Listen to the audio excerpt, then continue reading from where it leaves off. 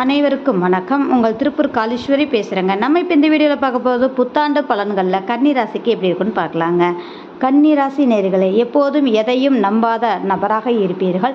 இந்த வருடம் உங்களுக்கு எப்படி இருக்கும் அப்படின்னா, சோம்பல் தன்மையாக இருக்கக்கூடிய நபராக இருந்தாலும் சனி பார்வை இருப்பதோடு இந்த வருடம் உங்களுக்கு உற்சாகமாக இருக்கும் தன்மை உண்டு.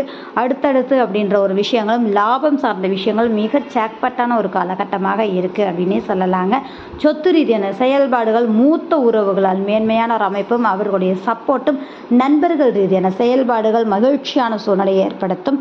கூட்டம், சங்கம், நிர்வாகம் சார்ந்து இருக்கக்கூடிய நபர்களுக்கு லாபமான ஒரு தன்மைகளை ஏற்படுத்தக்கூடிய ஒரு அமைப்பிற்கு மிக மிக மகிழ்ச்சியாக இருக்கக்கூடிய தன்மையும், அதே மாதிரி நீங்கள் எதிர்பார்த்த காரியங்கள் கைகூடி வருவதற்கான சூழ்நிலை உருவாகக்கூடிய அமைப்பு, சொத்து ரீதியான செயல்பாடுகள் மேலோங்கி இருக்கக்கூடிய தன்மைகள், புது வாகனம், வண்டி, இடம் சார்ந்த விஷயங்கள் வாங்கக்கூடிய தன்மைகள் ஏற்படக்கூடிய சூழ்நிலை நிச்சயமாக உண்டு. திருமண வாழ்க்கை சார்ந்த விஷயங்கள் இன்னும் மகிழ்ச்சியாக இருக்கக்கூடிய தன்மைகளை ஏற்படுத்தும். திருமணம் நடக்கணும்னு இருக்கக்கூடிய நபர்களுக்கு நிச்சயம் கூடி வரக்கூடிய தன்மைகள் உண்டு அப்படின்றது தான். ஏன் அப்படின்னு சொல்லி பார்த்தீங்கன்னா, இந்த காலகட்டங்களில் குரு பார்வையும் அந்த இடத்தில் இருக்கக்கூடிய அமைப்பு நிச்சயமாக காதல் சார்ந்து இருக்கவங்க கைகூடக்கூடிய தன்மையும், திருமணத்தில் முடியக்கூடிய தன்மைகள் உண்டு. குழந்தை பாக்கியம் கிடைக்கக்கூடிய தன்மை உண்டு. ஏனென்றால் குழந்தை பாக்கிய வீட்டை குரு பகவான் பார்வை செய்கிறார். நிச்சயம் உண்டு. கமிஷன் ரீதியாக இருக்கக்கூடியவங்களுக்கு கொள்ள லாபத்தை சந்திக்கக்கூடிய தன்மைகள் உண்டு.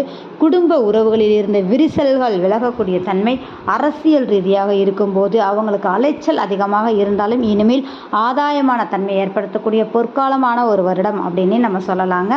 அது மட்டும் அல்லாமல் இந்த காலகட்டங்களில் பார்த்தீங்க அப்படின்னா, உங்களுக்கு பயணங்கள் அதிகமாக இருந்தாலும் அது லாபகரமான ஒரு சூழ்நிலை ஏற்படுத்தும்.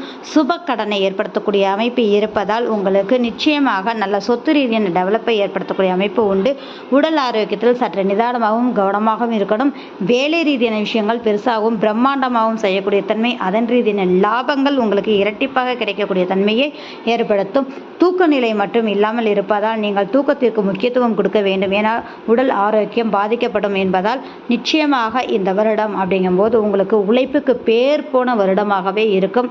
அந்த உழைப்பு மட்டும் அல்லாமல் அதன் ரீதியான லாபமும் 2 மடங்காக நீங்கள் சந்திக்கக்கூடிய ஒரு அமைப்பும், குடும்ப உறவுகளுடைய சப்போர்ட் இனிமேல் உங்களுக்கு கிடைக்கக்கூடிய தன்மைகள் அப்படிங்கும்போது மிக மிக அற்புதமாக இருக்கும். முதலீடு சொத்துக்கள் சார்ந்த விஷயங்கள் லாபத்தையும், தொழில் செய்யக்கூடிய நபர்களுக்கு அபரீதமான லாபம் சார்ந்த விஷயங்களை சந்திக்கக்கூடிய அமைப்பும், மதிப்பு, மரியாதை, கௌரவம் கூடுதலாக கிடைக்கக்கூடிய தன்மைகள் நிச்சயமாக ஏற்படக்கூடிய தன்மைகளை ஏற்படுத்தும். குடுக்கல் வாங்கல் சார்ந்த விஷயங்களை மட்டும் நீங்கள் செய்யாமல் இருப்பது நலத்தை ஏற்படுத்தும். கூட்டு தொழில் செய்யக்கூடிய நபர்கள் சற்று நிதானமாக செயல்படுங்கள். உறவு முறைகளை கெடுக்கக்கூடிய தன்மைகள் இருக்குது அப்படின்றது தான். அதே மாதிரி புதுசாக தொழில் துவங்கணும், கூட்டு தொழில் பண்ணணும், இல்லை தனித்துவமாகவே தொழில் பண்ணணும்னு நினைக்கக்கூடிய நபர்கள் உங்களுடைய ஜனன ஜாதகத்தை பார்த்ததன் பின்பே நீங்கள் தொழில் துவங்குவது உங்களுக்கு மேன்மை அளிக்கக்கூடிய தினமாகவே அமைச்சு கொடுக்கும் அப்படின்ற ஒரு விஷயந்தாங்க. ஏன் அப்படின்னா, இந்த வருடம் அப்படிங்கும்போது சனி பகவான் உங்கள் ராசியை பார்வை செய்வதோடு குரு பகவான் லாபஸ்தானத்திற்கு வந்து உங்களுக்கு சுபகாரியங்களை கூடி கொடுப்பதற்கான சூழ்நிலை ஏற்படுத்தக்கூடிய ஒரு பொற்காலமாகவும் ஏற்படுகிறது. அதனோடு எதையும் பெருசாக பிரம்மாண்டமாக செய்யக்கூடிய ராகு பகவான் உங்களுக்கு சாதகமான மிக அற்புதமான இடத்தில் இருக்கிறார். உபஜய ஸ்தானத்தில் ராகு பகவான் அமர்ந்து விட்டாலே நிச்சயம் அவர் யோகத்தை வாரி வாரி வழங்கக்கூடிய தன்மையினே சொல்லலாம். ஸோ உங்களுக்கு உபஜய ஸ்தானத்தில் தான் ராகு பகவான் அமர்ந்துள்ளார். ஸோ உங்களுடைய காலம் பொற்காலமாக மாறும் அப்படின்ற ஒரு விஷயம்தான். நீண்ட நாள் ஆசைகள் நிறைவேறக்கூடிய தன்மைகள் நிச்சயமாக உண்டு அப்படின்ற ஒரு விஷயம்.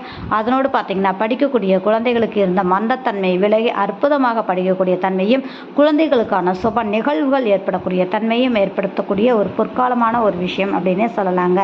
மிக்க நன்றி.